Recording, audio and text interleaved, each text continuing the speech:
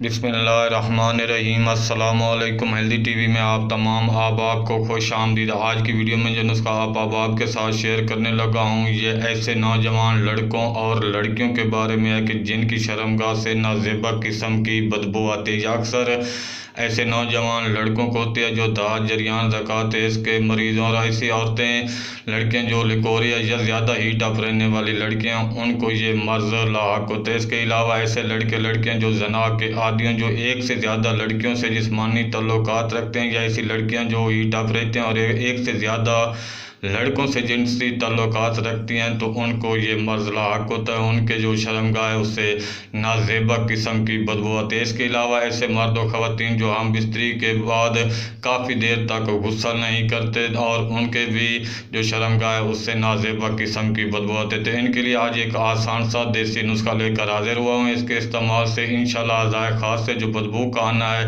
वो ख़त्म हो जाएगा। तो नुस्खा बताने के साथ साथ आपसे गुजारिश है कि अगर आपने हमारे चैनल को सब्सक्राइब नहीं किया तो सेहतमंद रहने के लिए हेल्दी टीवी को सब्सक्राइब ज़रूर कर दें।